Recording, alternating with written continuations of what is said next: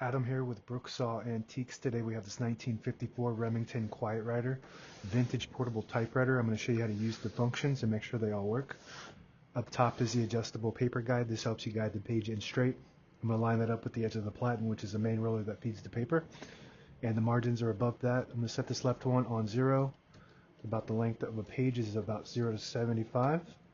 Maybe I'll give it a couple spaces on the left side just for a little bit of clearance on that left margin.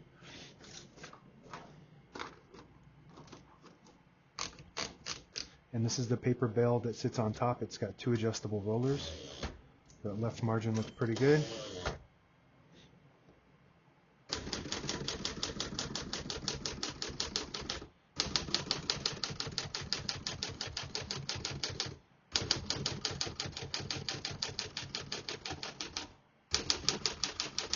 Once you hear the bell, you're at the end of the margin. Hit this line space, get you back to the beginning, and skips 1, 2, or 3. Right now we have it on single, but if you want double, there's a switch below the line space return. 1, 2, and 3. 1 is single space, 2 is double space, 3 is triple space. We're going to keep that on single for now and finish typing.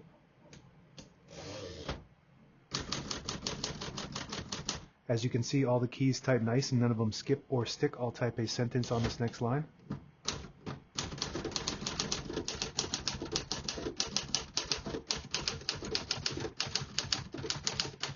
Very nice typing machine. You don't want to sleep on these Remingtons. You'll find these for fairly cheap. They're very common, but this one has a unique font, classic Roman, and it's a pica, which is 10 pitch, but I believe it's a smaller spaced out font, so it's like a elite, which is 12 characters per inch, with a space out for pica pitch. So if that makes sense to you, then maybe you want this one. I don't know. It's actually labeled, that specific font is labeled as urgent, I guess. Like if you want your correspondent to look urgent, maybe officially urgent, something like that. It looks good. It's a unique font, and most typewriters don't have it. I don't know if I've seen it before. So all the unique fonts are pretty rare as far as I'm concerned. To pull the page out easy, there's a switch on the right side here. That's actually the carriage release. It's below that on the right side. This is your paper release. That allows you to pull the page out with ease. Also allows you to load thicker paper like carbon copy or cardstock. Make sure you flip that back down before you load the next page, or else it won't load correctly. Shift on each side and a shift lock on the left. To clear that, just hit the shift button again.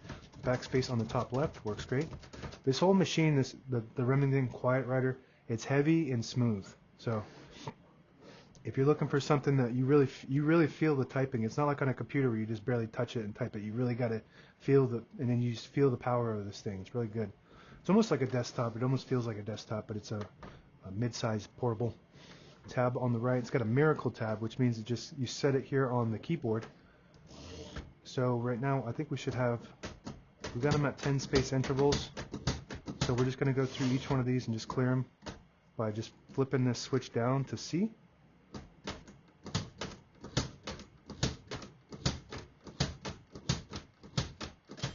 So they're all clear. They should be all clear. We'll test that. Yep.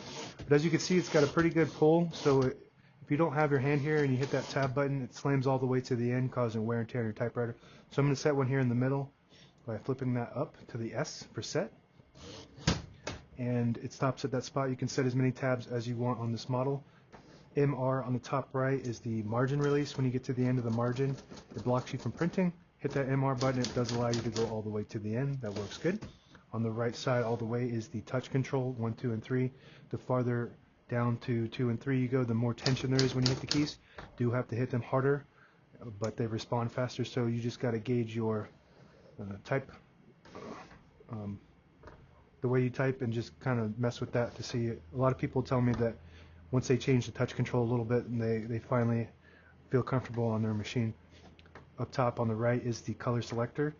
So all the way to the left, there's a blue dot there. It prints the top portion of the ribbon. When you have it in the middle, it prints no ink at all. It just leaves a stencil for copying purposes. To the right, it prints the bottom portion of the ribbon, which if you have a black and red ribbon, that would print the red portion on the bottom.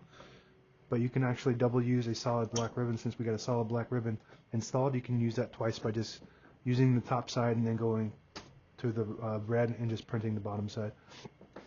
All the brand new ribbons loaded on this left side, so it's pulling to the right. If you want to switch a direction, you flip the switch on the left side here to the right, and it pulls counterclockwise to the left. You flip it to the left, pulls clockwise to the right. Excuse me. Carriage release on top here. Super smooth, very nice typewriter as far as functions go. Everything works really smooth, oiled machine. This, if you flip this switch down, it disables the spacing so you can get to an exact spot on the page. You flip it up, you get the clicks. Each one of those clicks is one space. Same concept with this button here. You push it in and you turn the knob. It disables the spacing. You let it go, you get the clicks. And that's it. Now available on eBay or Etsy. Search Brooksaw Antiques.